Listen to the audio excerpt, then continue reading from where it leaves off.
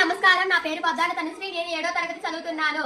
అందరికీ నమస్కారం. నా పేరు పతివాడ ప్రణిత. నేను 8వ తరగతి చదువుతున్నాను. అందరికీ నమస్కారం. నా పేరు పతివాడ శాలిని. నేను 6వ తరగతి చదువుతున్నాను. అందరికీ నమస్కారం. నా పేరు మార్తి హేమలత. నేను 9వ తరగతి చదువుతున్నాను. మా ప్రాజెక్ట్ పేరు టాబ్లెట్ ఐడెంటిఫికేషన్. మారుతి, ఏమలా విచారంగా ఉన్నావు?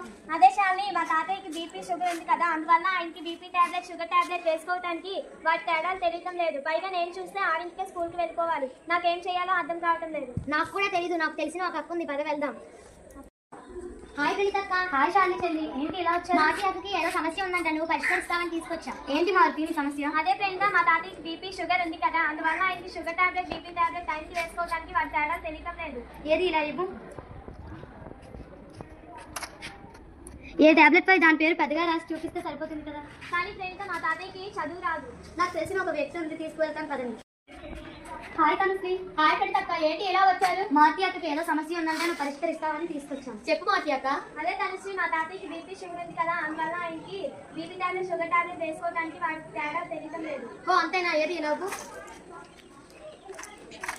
ఈ గులాబీ కలర్ టేప్ తో ఉన్నది బీపీ టాబ్లెట్, ఈ పసుపు రంగులో టేప్ తో ఉన్నది షుగర్ టాబ్లెట్. ఇలా అయితే మీ తాతయ్యకి చాలా సులభంగా అర్థమవుతుంది. Thank you Tanushree. ఈ సమస్యకి పరిష్కారం కనుక్కోవడానికి చాలా మంది దగ్గర తిరిగాను. నువ్వు చాలా సులభంగా ఈ సమస్యకి పరిష్కారం ఇచ్చావు. అందరికీ ధన్యవాదాలు.